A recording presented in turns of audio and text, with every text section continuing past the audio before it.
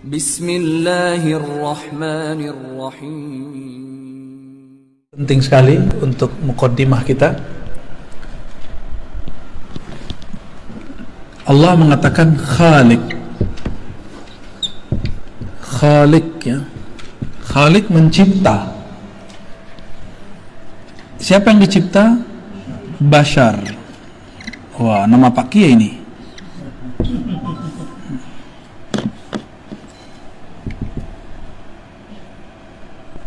Basharan. Dari mana dicipta? Tin. Tin bahasa Arab tanah. Tin, ya. Tanah. Bashar ini sisi zahir manusia. Zahir manusia. Maka Allah mengatakan, aku pencipta. Nah, ini kita ulang-ulang biar nggak lupa, dan ini sangat penting sekali, ya. Sangat penting untuk memulai kajian ma'rifatullah. Karena banyak sekali, jangankan orang awam, beberapa kiai aja saya temu, ya, mendebat saya juga begitu. Bagi dia, ruh itu dicipta. Padahal ayatnya tidak ada satupun ayat yang mengatakan ruh dicipta. Gak ada satupun ayat yang menyebutkan ruh dicipta. Maka di ayat 72-nya, gimana ayat 72-nya? Fa idza sawaituhu wa nafakhtu fihi min ruhi. Jadi Allah mengatakan nafakhtu, ya. Nafakhtu.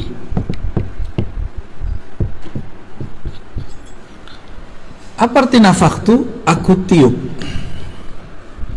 Aku tiup atau hembuskan.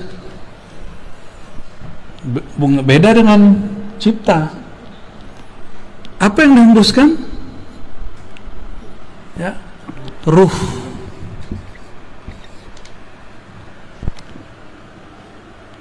Ruh ini dihembus. Inilah sisi lain dari manusia yang kita sebut batin. Batin manusia.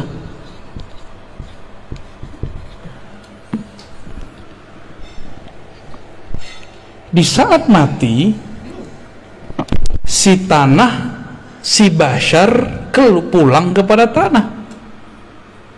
Sedangkan ruh, dia harus berpulang kepada sumbernya. Sumbernya siapa? Enggak, bukan Khalik. Khalik tanah. Coba baca ayatnya, ayat 72. Nafakhtu fihi min ruhi. Aku hembuskan. Nah, min di sini diperdebatkan ulama, ini minnya artinya apa? Sebagian kah? Dari kah? Apakah minnya mim ibtida? Mim ibtida itu dimulai dari ruhku, berasal dari rohku. Atau artinya aku tiupkan sebagian dari rohku. Nah, itu jadi masalah tuh, ya. Nah, dan saya udah jelaskan sebelumnya, ada yang kita sebut dengan haikalul ma'arif, haikal ma'arif. Yang pertama masih ingat, Ahad Zatullah, Ahmad Ruhullah, Muhammad Habibullah, Al-Mahdi Khalifatullah. Oke. Kalau dizikirkan tiap hari itu, terus ditutup baca Fatihah, Al-Fatihah gitu, ya. Coba perhatiin yang nomor 2, Ahmad Ruhullah. Ini jawabannya nih. Aku hembuskan dari rohku. Rohku, aku siapa? Allah. Maka kalau kita lengkapi, Ruhullah. Ruhullah siapa tadi? Ahmad. Jadi yang disebut ruhku itu Ahmad. Gitu. Maka aku setelah tubuh manusia sempurna, aku hembuskan ke dalamnya sebagian dari rohku. Jangan salah paham, bukan zatku. bukan zatku tapi rohku. Bedakan rohku dengan zatku. Kalau kita artikan zat aku, ini bahaya, nanti jadi kelompok seperti yang terjadi di kelompok-kelompok kebatinan iblis. Zat aku, zat Allah, sifat aku, sifat Allah, itu kelompok iblis itu. Ya, kita nggak pakai yang begitu-gitu. Ngakunya wali sih, tapi wali setan. Jadi ruhullah itu siapa? Ahmad. Jadi dua-duanya boleh diartikan dari rohku atau sebagian dari rohku, boleh dua-duanya, gak ada masalah kalau sudah mengerti pemahaman roh, bahwa ruh bukan zat dalam pengertian ini. Ahmad, saya mau tanya nih, kalau kita nih dari seorang perempuan, nah perempuan ini kita sebut siapa? Kita ini kan keluarnya, lahirnya dari seorang perempuan. Perempuan ini kita sebut apa? Sebagai ungkapan majazi, kita pinjam istilah ini, kita sebutlah Ahmad ini umur ruh, induknya roh. Gitu. Tuh udah dua istilah tuh. Ayat ini belum pernah dijelaskan dengan penjelasan begini, kecuali malam ini. Ini saya nggak bukan buat-buat, baru malam ini. Ya, fa idza sawaituhu, apabila aku telah menyempurnakan basyariah manusia, sisi zahir manusia, maka aku tiupkan sebagian dari rohku. Maka kita baca tadi Haikal Ma'arif. Ini disebut peta ma'rifat. Lancar peta ma'rifat bisa menafsir ayat-ayat yang rumit. Ahad Zatullah, Ahmad Ruhullah. Jadi ketika disebut rohku, kan ayatnya ruhi, kan gitu ya, ruhi, artinya rohku.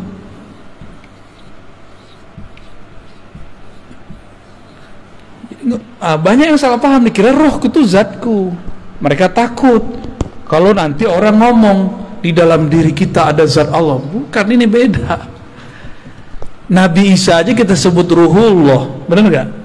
Ruhullah Isa itu ruhullah juz'i namanya, ruhullah sughra, roh kecil. Sedangkan yang kubro Ahmad. Bahkan ini disebut ar-ruh al-akbar, roh yang agung, yang paling besar, karena ialah tiupan pertama Allah. Dari Ahmad inilah ya, ini saya hapus ya, udah connect kan ini, boleh dihapus nih Mancung. Jadi Allah ya, Allah yang ahad meniupkan pertama kali rohnya. Rohnya ini bernama Ahmad. Dari Ahmad inilah kemudian kita muncul, roh kita dari situ. Nah nih, coba kita lihat dulu. Berarti judulnya bukan Al-Baqarah 30, berarti masih As-Sod 7172. Ya, lanjutan. Ahad, masih ingat ya, Ahad. Allah yang Maha Ahad, yang Maha Esa, menghembuskan apa? Ahmad. Maka sang Ahmad ini boleh kita buat ilustrasi, ya. Kita buat ilustrasi. Ini boleh kita hapus ya. Ahmad ini ada sisi zahirnya, ada sisi batinnya.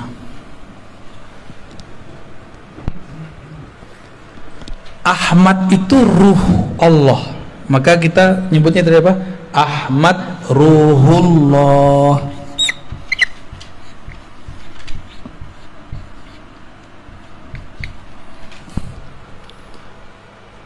Jadi kalau ada di ayat surat tadi, surat apa? Sod ayat 72. Sod 72.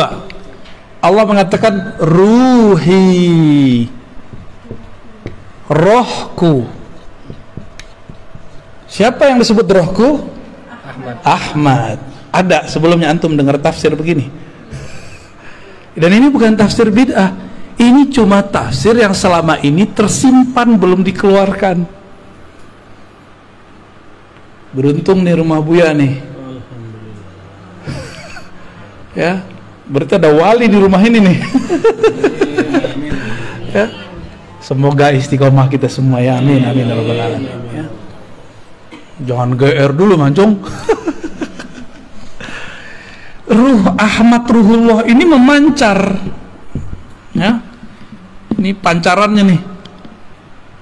Ini pancarannya. Nah, pancarannya ini disebut dengan Nur Muhammad. Gitu. Apa sebutannya? Nur Muhammad. Sumber nurnya adalah Ruhullah. Lalu apa hubungannya Nur Muhammad dengan Ahmad? Lalu tubuh manusia dan roh manusia. Nih coba lihat. Jadi ruh Ahmad Ruhullah ini, inilah yang menjadi roh kita. Roh kita dari situ. Nur Muhammad inilah yang menjadi sisi basyariah, sisi zahir manusia. Jadi ruh ini batin ya. Batin manusia. Saya pendek aja M. Sedangkan ini dari Nur Muhammad tercipta 4 anasir alam. Api, air, api, tanah, udara. 4 anasir. Unsur ya kalau bahasa Indonesia. Salah satunya tanah. Ya, tanah, air, api, kayak avatar ya. Apa lagi? Udara atau angin sama. Nah, ini sisi manusia nih. Jadi manusia di dalam diri kita ada 4 ini. Ada 4 itu. Inilah zahirnya manusia. Inilah Nur Muhammad. Jadi Nur Muhammad itu ada di sini, ada di sini, ada di sini. Ada semua. Cuma masalahnya nurnya sudah terkoneksi belum sama Ruhullahnya, itu masalahnya ya. Koneksi ini yang harus dibangun ya. Mana hidupnya? Udah hidup ya? Oh, oke. Nah, jadi Ruhullah ini sebagai sumber daripada Nur Muhammad. Nur, karena dari nur ini terpancarlah, terciptalah. Ah, ini dia. Dengan apa Allah menciptakan yang 4 ini? Pakai kun. Ya. Kun fayakun. Kalau roh Ahmad Ruhullah nggak pakai kun, pakai hembusan. Nah, apa bunyi hembusannya? Ah, itu rahasia. Nanti kalau ada waktu kita buka lagi. Ya. Belum boleh disampaikan sekarang, ya. Nanti jadi fitnah.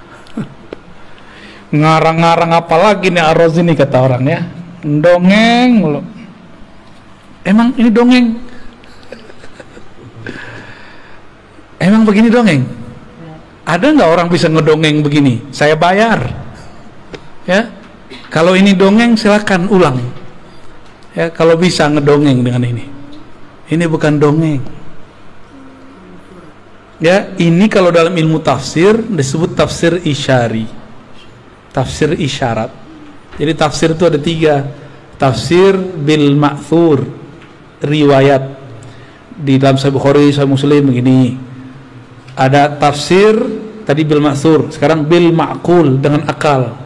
Nggak ada penjelasannya di riwayat-riwayat hadis, maka kita coba gunakan akal kita untuk menyentuh maknanya. Jika masuk akal, maka tafsir disebut ma'qul, tafsir rasional. Kalau akal boleh menafsir, kenapa ruh tidak boleh menafsir? Maka ruh kita juga menafsir. Inilah jadinya tafsir isyari. Nah, tapi itu istilah di kampus. Saya menyebutnya bukan tafsir isyari, tafsir apa yang bagus? Pakai istilah ruh, tafsir ruhi, ya, biar beda dengan isyari yang lain. Karena isyari ini ada kolbu masuk ke kolbu, ada yang masuknya ke ruh.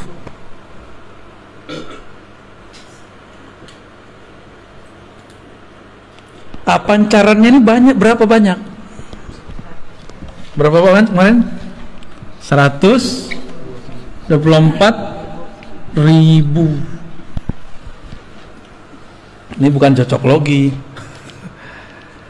Makanya jumlah para nabi 124.000. Maka nabi-nabi itu adalah pecahan dari Ahmad, yang merupakan mereka menyimpan dalam diri mereka nur. Nah, ada hadis, al ulama warasatul anbiya, ulama pewaris para nabi. Apa yang diwarisi? Nur ini. Nah, jadi ini kalau dibuat lapisan berikutnya, bukain cuma. Oke. Ya, kurang jelas itu. Ini dihapus ya. Ya, fadal. Yang 110.000 ini disebut nabi.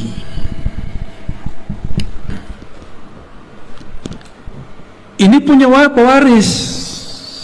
Ada lagi pewarisnya. Ya. Ini cuma pewarisnya disebut ulama. Nah, ulama yang mana? Apakah semua ulama? Ulama yang mewarisi nur Muhammad di dalam dirinya. Nur itu artinya sesuatu yang terang, yang membuat dia punya pandangan ke depan, sehingga disebut Nur Muhammad. Dia tahu jalan hidupnya kemana, dia tahu jalan pulang, dia tahu jalan kemana. Itu orang kalau punya nur. Nah, ulama yang mana? Bukan yang bergelar doktor, ya. Gelar doktor saya bukan gelar Nur Muhammad. Ya. Oh, saya di pesantren, bukan pesantren. Emang Nabi nyantri? Emang sahabat Nabi nyantri belajar nahwu shorof? Enggak. Ulama yang mana?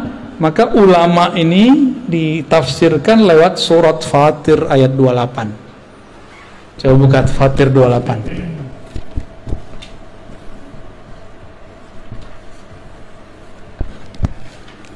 Fatir 28 apa? Innama yakhsyallaha min ibadihil ulama.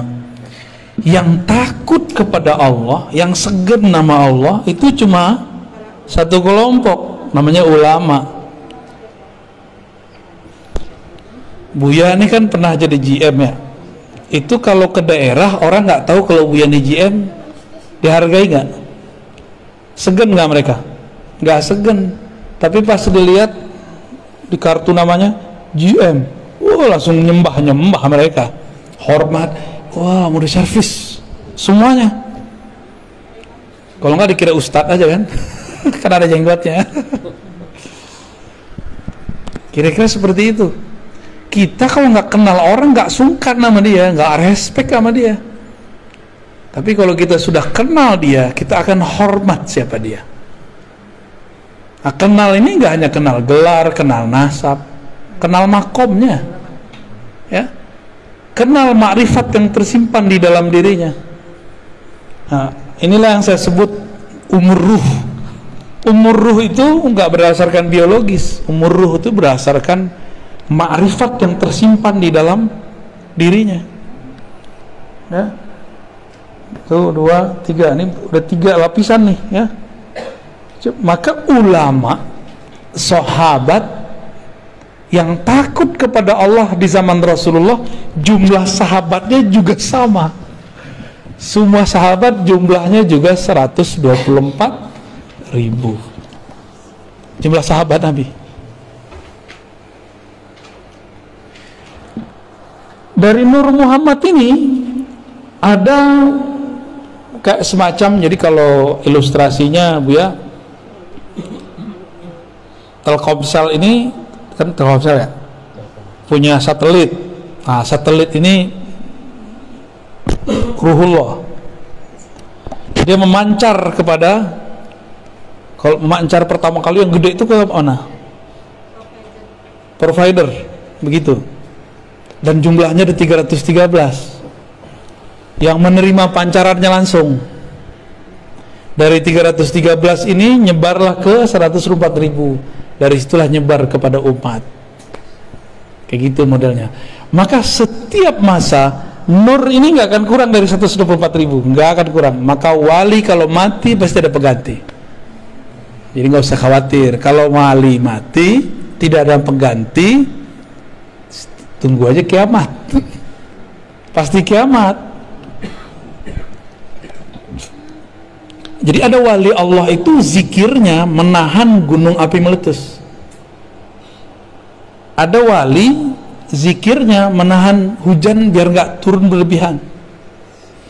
Ada wali yang kerjaannya menahan supaya air laut itu tidak banjir rob berlebihan. Kalaupun terjadi mau gimana lagi ya. Ada wali di kutub utara, di kutub selatan. Sekarang orang menyebut global warming. Setiap hari ada es itu mencair. Berarti ada zikir yang sudah hilang di situ. Jangan-jangan walinya sudah meninggal. Ya. Maka jangan salah, di setiap gunung itu ada wali. Si wali inilah yang berzikir yang membuat gunung ini bertahan. Kalau walinya mati terjadilah sesuatu. Gitu. Ya.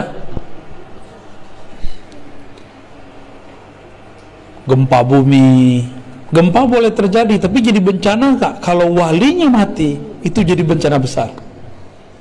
Dan sekarang banyak wali yang mati, mesti ada yang melanjutkannya. Dalam proses transfer ini, estafet ini, disitulah terjadi bencana-bencana. Ini kacamata ilmu ma'rifatullah ya.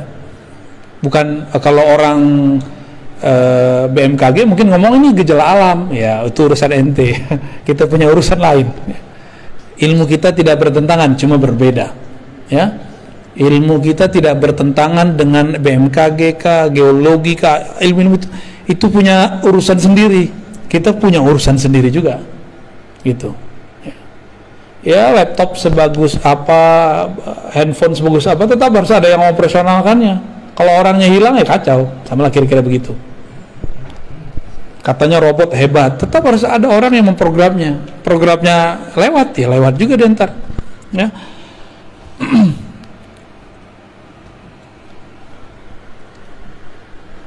Rata-rata kajian-kajian ma'rifat sebelum ini berhenti sampai di Nur Muhammad. Dulu ada di Kalimantan, Abah Gurus kumpul, sudah mulai masuk ke bagian-bagian ini Ahmad. Tapi baru masuk di bagian huruf. Ahmad. Ahadiyatullah al-jariyah fil asma' wa sifat. Hayatul alam. Mim malikud darain dal dawamul ubudiyah. Beliau sudah sampai masuk ke sampai rahasia huruf Ahmad.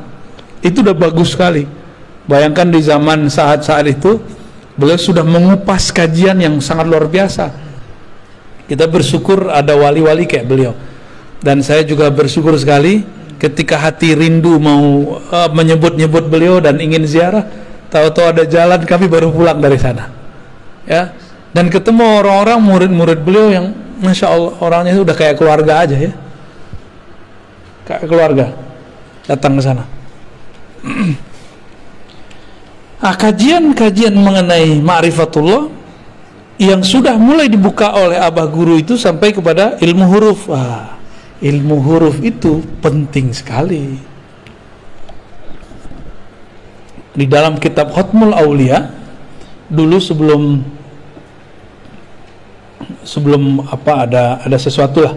Saya sering mengkaji kitab itu di ribat kita di sini. Nggak jauh.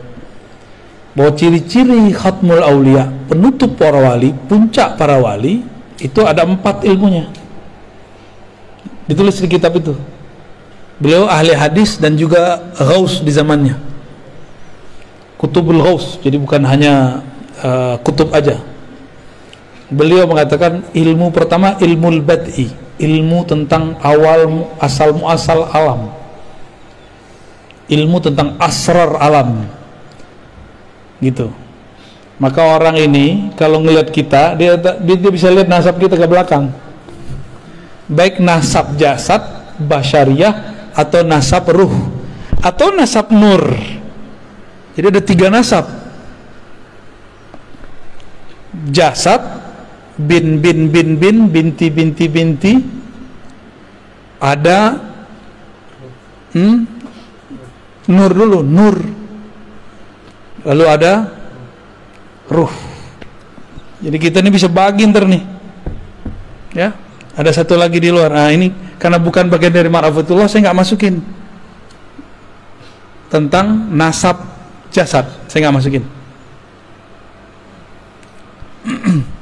Jadi ketika ada dalam Al-Quran, pada hari kiamat setiap orang dipanggil dengan induknya. Nah dia nginduk ke siapa nih? Induk ke jasad, nginduk ke ulama. Ini torikot nih di sini nih, ya, belajar torikot di sini. Atau nginduk kepada nur. Ini Khidriyah di sini, ya. Jadi orang kalau cerita tarekat Khidriyah, ini di sini mainnya dia, di Nur Muhammad. Karena Nabi Allah Khidir itu pecahannya Nur Muhammad yang paling bertahan sampai sekarang, ya. Jasadnya, ruhnya masih ada. Cuma karena orang banyak orang nggak mengerti adab.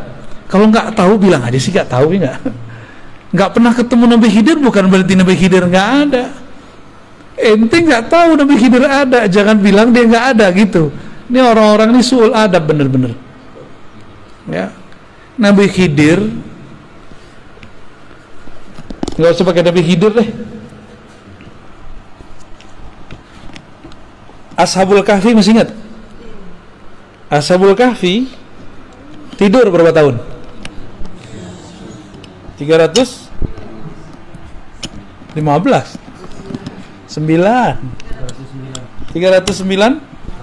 309 tahun.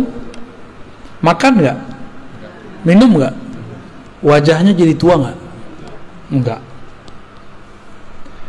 Saya mau tanya, ada nggak dalil yang menyebutkan Ashabul Kahfi mati?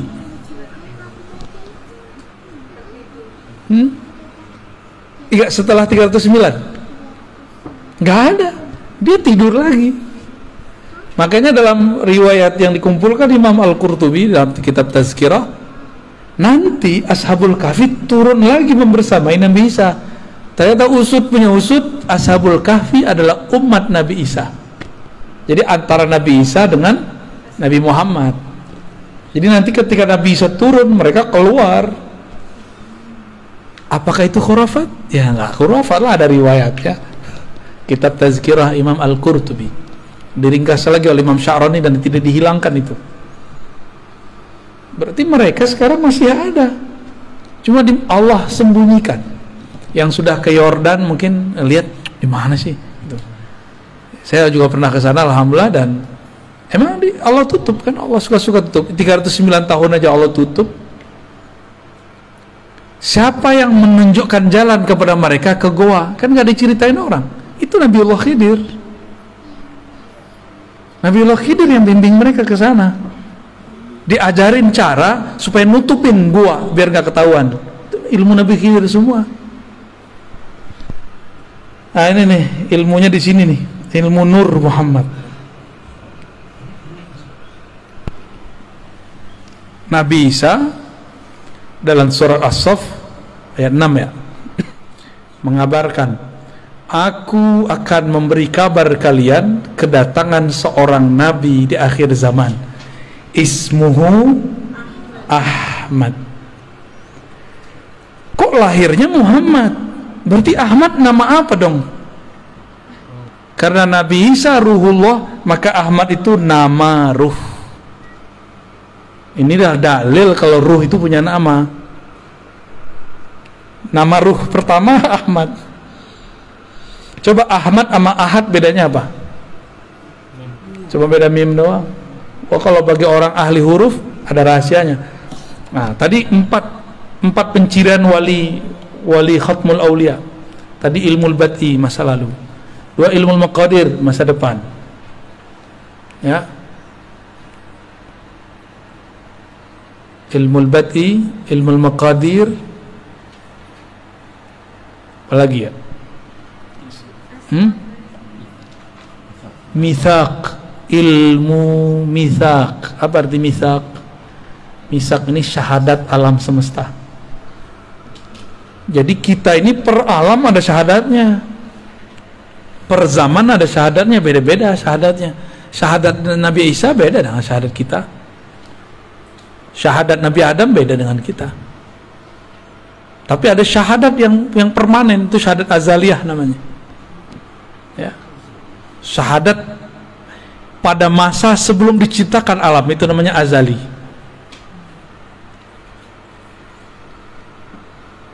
Ada. Sebelum ruh kita ditiupkan ke dalam janin itu sudah ada syahadatnya dia. Itu mitsaq, perjanjian alam. Jadi kita sudah punya kontrak dengan Allah. Itu mereka ngerti. Itu turunannya. Ya. Ketika ruh mengatakan syahidna, itu turunan dari mitsaq tadi. Itu semua ruh. Dan ruh ini kan ada yang Allah tiupkan kepada manusia, ada yang Allah tiupkan kepada hewan, ada yang Allah kemudian lempar ke pohon-pohon. Coba, kenapa tuh Buya? Roh kita kok dilempar jadi manusia, sedangkan ada roh jadi kucing. Ada roh yang ditiupkan kepada anak keturunan Nabi, Habib Sayyid, anak Kiai, Gus, Ajengan. Kok kita enggak, dia iya. Kok dia Habib, kita enggak. Dia Sayyid, kita bukan. Oh, itu ada rahasianya semua. Itu ilmu mitsaq. Enggak ada kebetulan Allah meniupkan, ya sesampainya lah, sedapatnya lah gitu, enggak ada. Diatur semua. Jangankan itu, satu tetes air hujan itu diatur turunnya di mana, berapa volumenya, diatur semua. Nggak diatur. Apalagi urusan roh. Oh, sedapatnya deh, gitu, nggak ada begitu. Ya, Allah betul-betul rapi. Ya, Muqtadirah. Salah satu nama Allah itu Muqtadir. Ya, begitu detail dalam mengukur segala sesuatu. Kenapa Buya? Kita nggak jadi Habib ya? Yang ono jadi Habib. Tapi nggak usah khawatir ya. Mau dia Sayyid, mau dia Habib, kita bukan Sayyid, bukan Habib, potensi menjadi wali sama. Potensi jadi wali sama. Maka tidak sedikit orang biasa jadi wali. Kan ulama. Ini coba lihat, ini kebayang. Nah, sekarang coba ganti Ahmad ini, bayangkan seperti Ka'bah.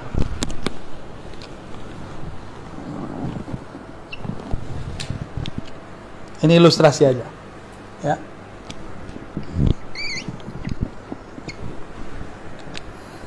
Ini ilustrasi, biar paham masa lalu. Kenapa ada satu amalan unik dalam ajaran Islam namanya tawaf? Tawafnya kok ke Ka'bah? Kenapa tawaf di situ? Kok tawafnya ke batu lagi ya? Batu hitam, batu bata. Oh, ternyata ada rahasianya. Tubuh tawaf kepada tempat mulia itu, walaupun dia dari tanah, dari batu. Karena ada rahasia di situ. Air Zam-Zam Ka'bah. Ternyata ruh dia juga bertawaf. Tawafnya jasad kepada Ka'bah. Yang disebut haji mabrur kalau ruhnya ikut tawaf. Jika nurnya ikut tawaf. Nah, kita ini tercipta dari nur Nabi Muhammad dengan kunnya Allah. apakah kita mencari siapakah Ahmad itu? Nah, dalam pencarian, inilah yang disebut tawafnya ruh. Kita ini lagi tawaf ini, nggak taunya lagi nyampe di sudut mana nih, ya? Kan 7 kali kan? Ya, kita ini kan baru mulai kita ngajinya, baru mulai ngajinya, ya muter 7 kali loh. Tapi 7 kalinya ruh, panjangnya dan lamanya bukan main, ya. Lama ini. Kerja itu kan tawaf, bolak balik. Apa yang kita cari dari kerja itu? Fulus. Berarti Ka'bah dia fulus. Kalau Ka'bahnya cuma fulus, dia akan membenarkan segala cara. Tapi kalau badannya mengelilingi fulus, bolak balik, tapi ruhnya mengelilingi, nurnya mengelilingi ruhullah Ahmad, orang ini tidak akan pernah korupsi, tidak akan pernah main-main angka. Itu kalau benar tuh, ya. Kalau benar ruhnya muter. Jadi zahir kita ini muter terus, nggak ada yang nggak muter. Saya nanya juga ke orang-orang kimia, orang-orang yang ahli-ahli dalam molekul-molekul, ternyata atom itu masih terdiri dari molekul-molekul lain, dan itu semuanya bergerak tawaf semua. Dan ternyata darah kita tawaf di badan, ya, tawaf semua, nggak ada yang nggak tawaf. Ka'bahnya darah, jantung. Ka'bahnya darah, jantung.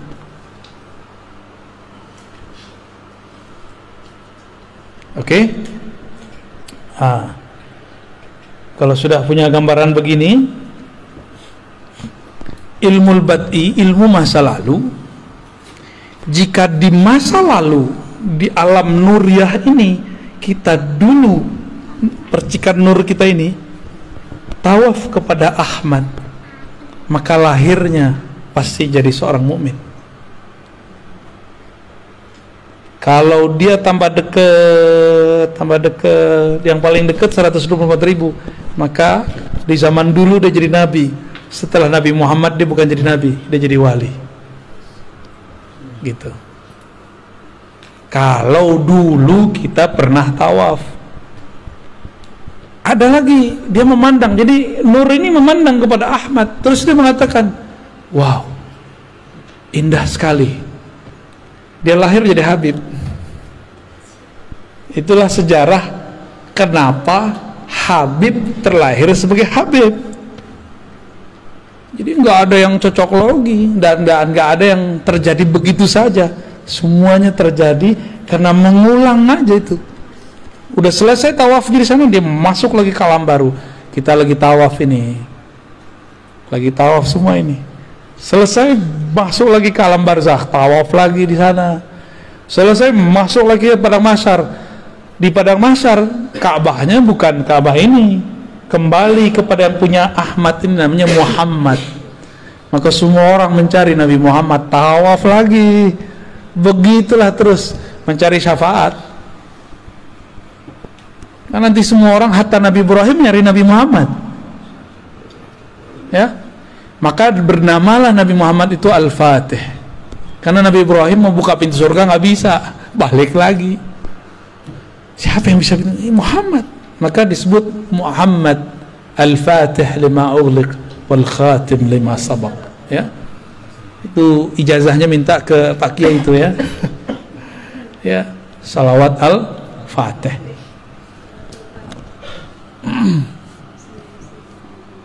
Jam 10 Bu, ya. Gimana? Tanya jawab, kita lanjut. Lanjut tidur. Ya, rehat dulu. Bismillah.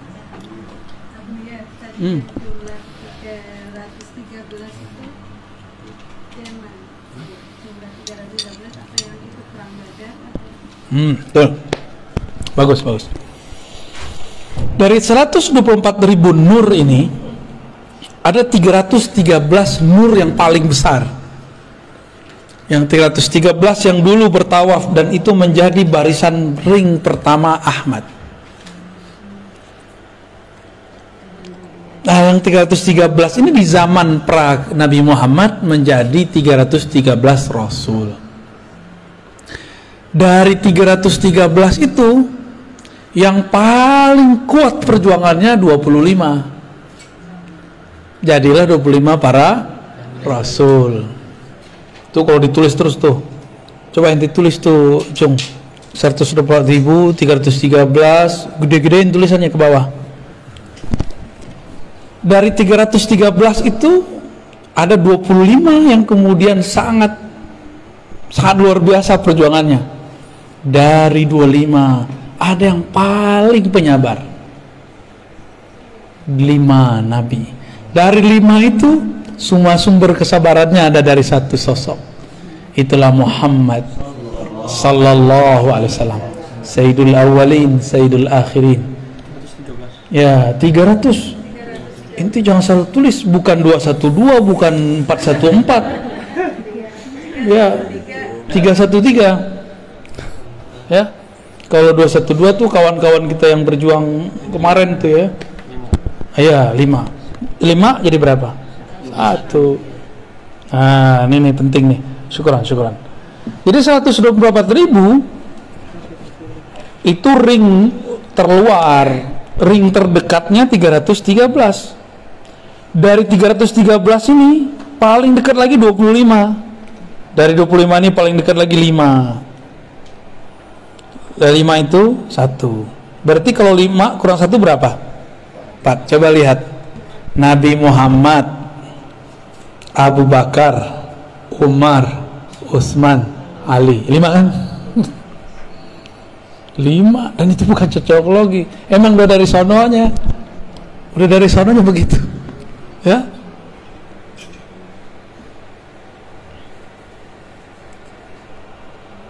Kalau dulu begitu, di akhir zaman kata Nabi akan ada musuh besar. Para nabi dahulu pun tidak sanggup melawannya, yang sanggup melawan umat Nabi Muhammad.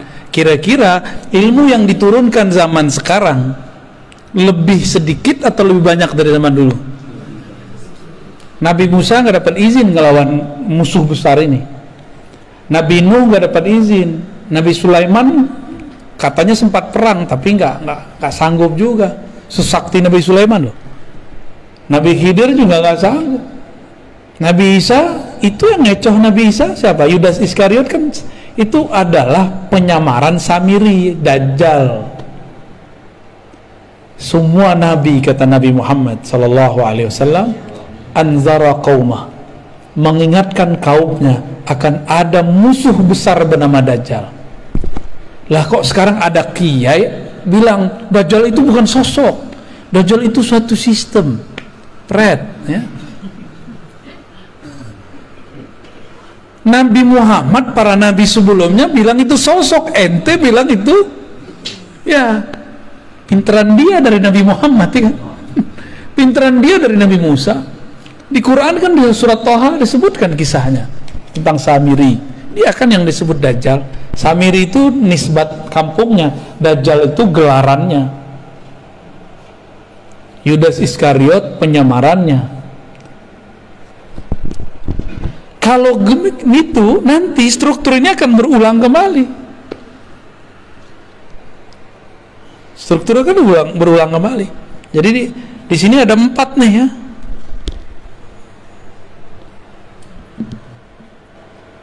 Sama ntar.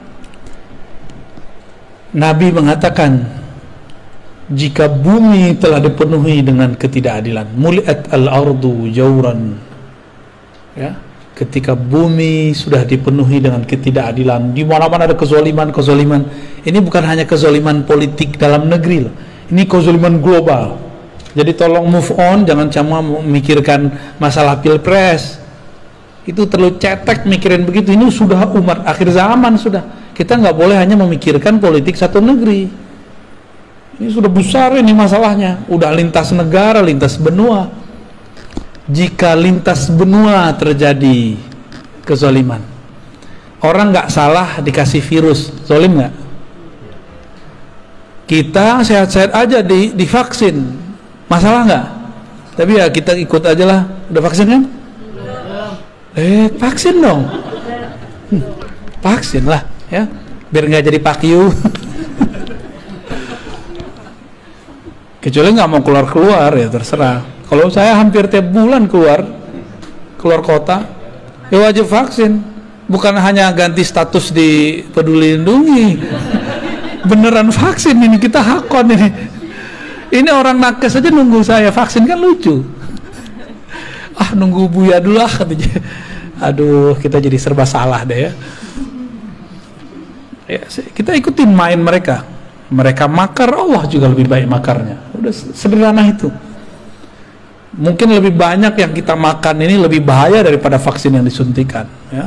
Makanya badan kita biasa aja. Jadi vaksin nggak ada rasanya, nggak ada efeknya. Kata orang demam, jangan-jangan nggak bekerja lagi di badan kita. Apa kata Nabi? Jika bumi telah dipenuhi oleh ketidakadilan, berarti ada toh otaknya, provokatornya, itulah dia Ad-Dajjal. Dan dia bukan sistem aja, dia si pembuat sistem itu. Kalau ada sistem, masa nggak ada pembuat sistem? Kan orangnya ya, keminter namanya itu, keminter. Ada sistem tapi nggak ada yang membuat, mungkin nggak? Laptop secanggih ini, handphone secanggih ini, nggak ada yang buat, mungkin nggak? Nah, ini yang buat handphone segagah ini, nah, siapa otaknya? Orang pasti, bukan robot. Jadi jangan lagi ngomong Dajjal itu sistem saja. Itu sistem iya, orangnya ya sistemnya disebut makar itu. Ada sosoknya. Dan Nabi mengatakan, aku sudah ketemu. Dan sahabat Tamim Ad-Dari juga cerita. Itu sahabat-sahabat yang 4 kan udah ketemu semua. Si fisik loh ketemu secara spiritual. Di perjalanan kan mereka kepada si Dajjal itu. Jika nanti muncul itu, apa kata Nabi? Allah akan bangkitkan seseorang yang ismuhu yuwatiu ismi, namanya sesuai dengan namaku. Nama yang mana? Nama Muhammad apa nama Ahmad? Ahmad. Berarti nama zahirnya, nama KTP-nya bisa jadi bukan Ahmad gitu, tapi nama ruhnya sama. Maksudnya gimana tuh? Jika ada ulama mewarisi 124.000, terus Ahmad siapa yang mewarisi? Pewarisnya belum ada selama berabad-abad, dan inilah abadnya, dialah yang akan mewarisinya. Dialah yang disebut Al-Imam Al-Mahdi. Jadi pewaris Nabi Adam udah banyak, Nabi Syith udah banyak, Nabi Nuh udah banyak, terus, dan itu berputar terus. Tapi pewaris Nabi Muhammad yang mutlak belum ada dari dulu. Ada Al-Ghaus, tapi Al-Ghaus itu cuma wakil-wakilnya aja. Belum bisa mengikuti Nabi Muhammad sesempurna mungkin. Yang sempurna itu nanti hanya Nabiullah Muhammad sallallahu alaihi wasallam. Dajjal itu pinter jadi aktor, ngelakon, pinter makar, pinter konspirasi. Kira-kira Ahmadnya bodoh nggak? Mungkin nggak ngaku-ngaku di YouTube saya Al-Mahdi? Mungkin nggak? Udah banyak loh yang ngaku di Al-Mahdi, juru Ratu Adil, juru selamat. Udah banyak. Di Pakistan ada, di Jawa ada, di Sunda ada. Kemarin aja dari Serang ada, dari Lampung ada, dari Malaysia ada. Ya salam, sabar dikit kek ya. Main cerita-cerita aja di IG, main cerita-cerita. Yang ngirim-ngirim ke IG saya juga banyak, ngaku saya lah Al-Mahdi. Ternyata pemain game. Cuma karena jidatnya lebar, hidungnya mancung dikit. Macam-macam udah, macam-macam. Karena kita mengenal ilmu ini, yang mewarisi Ahmad itu dialah bernama Al-Mahdi. Al-Mahdi itu gelar. Berarti ya Ahmad itu nama dia tuh. nurnya Muhammad juga, ya. Rabbul Masyriqi wal Maghrib, ya. Si nur Muhammad itu terbit nurnya di timur dan di barat, ya. Oke. Jadi inilah penjelasan lanjutan daripada surat Shad ayat 72, ya. Dan ini belum selesai loh. Masih ada lanjutannya lagi, ya. Masih ada penjelasan di balik penjelasan. Masih ada rahasia di balik rahasia, ya. Oke, kira-kira itu. Udah jam 10. Ini jam ini salah kayaknya nih. Kayaknya belum disetting tadi nih. Kecepatan itu. Oh, itu yang Bahlul. Jamnya PA. Baik, gimana Bu? Ya, gimana? Ya. Mengenai tadi bahwa ruh itu tidak berholik, ya. Ya. Terkait dengan innalillahi wa inna ilaihi raji'un itu seperti apa hubungannya? Inna lillahi wa inna ilaihi raji'un. Kaitannya apa dengan ruh tidak dicipta, kan gitu. Mati itu pulang kampung. Tubuh dicipta dari tanah, maka dia pulang ke kampungnya tanah. Ruh dihembuskan dari ruhi Ahmad, maka dia harus cari jalan pulang ke. Bisa nggak ruh tubuh tanpa ditanam dia tertanam? Gak bisa, harus ada yang ngurusin. Dimandiin, dikuburin. Tuh, paham maksud saya? Ini ilustrasinya. Jika tubuh zahir ini harus ada yang urus, harus ada gurunya, apalagi harus ada yang nunjukin jalannya, harus ada yang gendong. Jadi ruh ini kalau dia berpisah nggak ada yang jemput, dia akan gentayangan kemana-mana. Tapi bukan jadi hantu. Bukan, yang jadi hantu itu jin. Dia akan kemana-mana, dia mencari pertolongan. Siapa? Aku mau kemana ini? Dia bingung. Maka sekarang kita kasih tahu, kalau kita meninggal, kita harus kembali kepada Ruhullah Ahmad. Ini yang harus dicari, ya. Makanya ada satu sholawat, boleh diamalkan. Allahumma ya Ahad, wahai ya Allah yang Maha Esa, Maha Tunggal, Sholli ala Ahmad, limpahkanlah rahmat, sampaikanlah ruh kami kepada ruh Ahmad. Itu maknanya. Pulangkanlah ruh kami kepada ruh Ahmad. Pulangkan kami kepada ibu kami, induk kami. Kalau kita masih punya ibu, pengen pulang kampung nggak kalau ibunya di kampung? Ibunya di sini, berarti pulangnya di sini, ya kan? Coba misah sehari aja, nggak mau kan? Nggak mau tuh, pelukan langsung.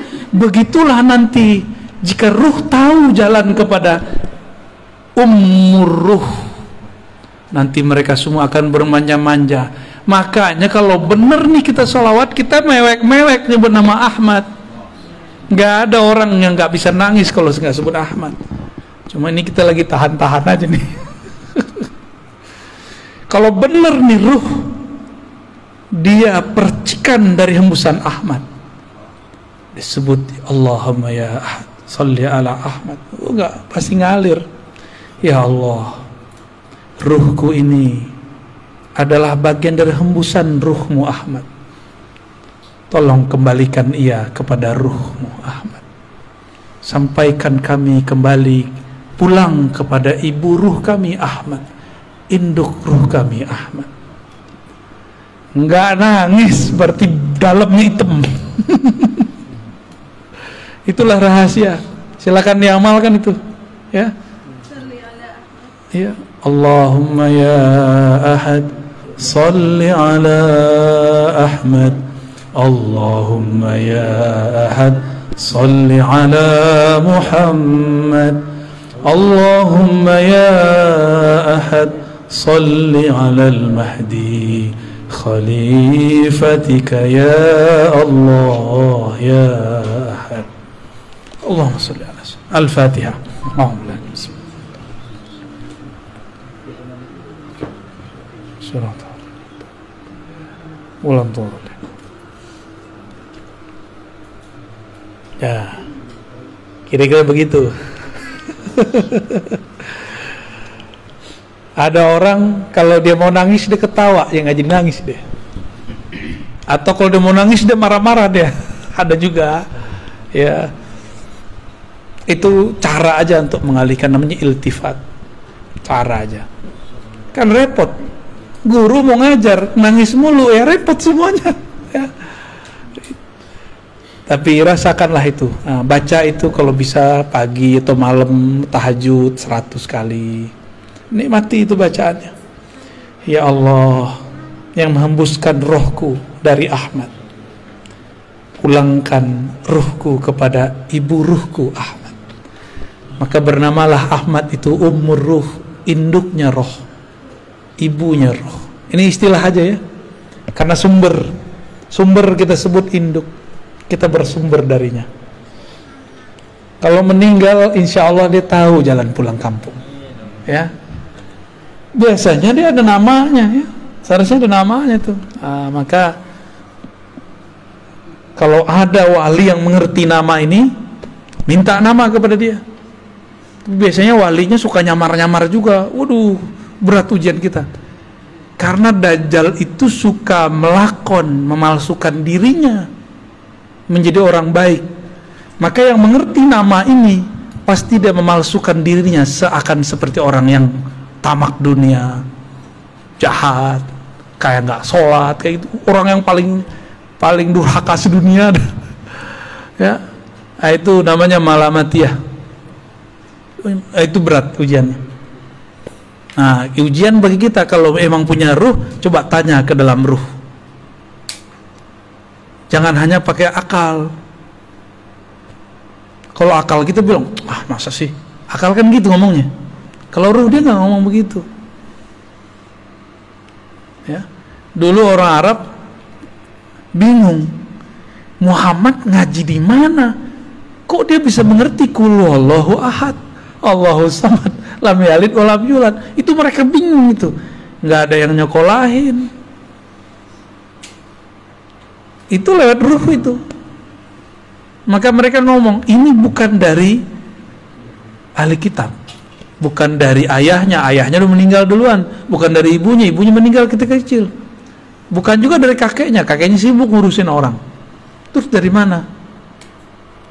Disitulah kemudian Abu Bakar sadar, oh kalau Muhammad pasti Allah di belakangnya gitu, ya.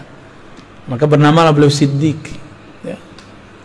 Kisah Mi'raj itu salah satu dari kisah yang beliau jadi disebut Siddiq gitu. Gitu, aman. Ntar diamalin ya, sholawat ahadiyah ya. Itu sudah biji-biji sholawat, udah pangkal-pangkalnya sholawat.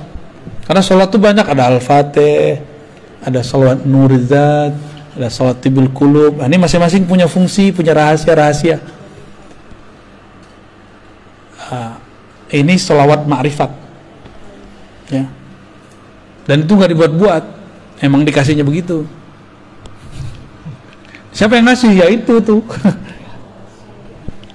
Ahmad Ruhullah yang ngasih gitu. Nah, gimana cara koneksinya ya? Kita kan punya ruh, seharusnya kita bisa juga dong koneksi sama dia.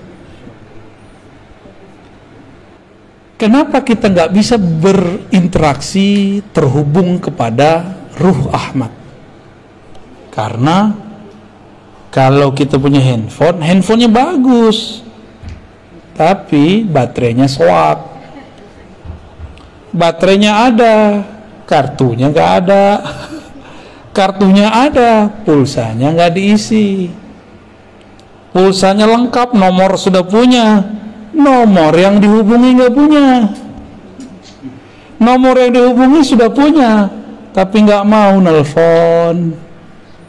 Paham itu bahasa-bahasa, ya, bahasa-bahasa kias lah, ya. Semoga kita bisa mengerti, ya, kias-kias ini. Ya, maka harus persiapkan casing yang bagus, persiapkan juga kartu energi yang bagus. kartunya apa. Kalau mau download aplikasi, bisa nggak tanpa nama akun?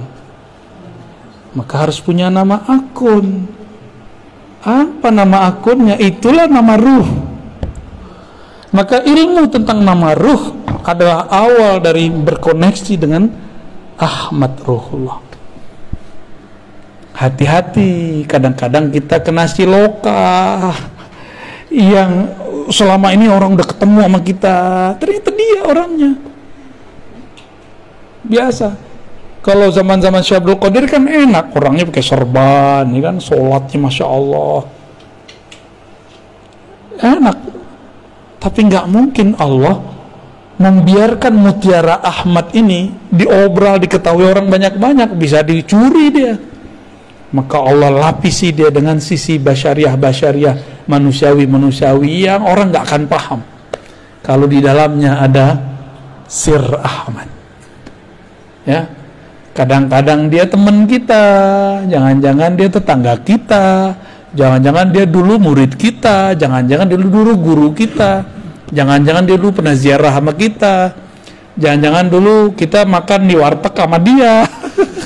Lengkaplah semua. Jangan-jangan kita dulu waktu muda jontok-jontokan sama dia. Bisa jadi tuh. Rahasia Allah ini kan ada di mana-mana, ya. Pintar-pintarlah.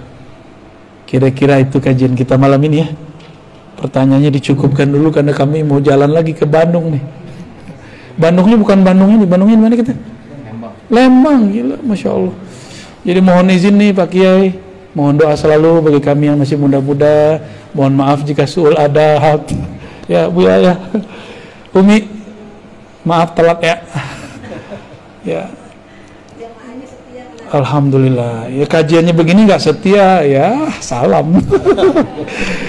Mungkin itu dari kami. Semoga Allah ridho dengan apa yang kita sampaikan. Dan ini bukan ilmu saya cuma diberikan lalu saya membagikan ulang. Jadi jangan bilang saya yang pintar, ataupun kalau salah, ya salah mungkin saya salah menerjemahkannya. Jangan salahkan Allah, jangan salahkan Rasul, jangan salahkan guru-guru saya. Cukup salahkan saya, ya. Mohon maaf semuanya. Assalamualaikum warahmatullahi wabarakatuh.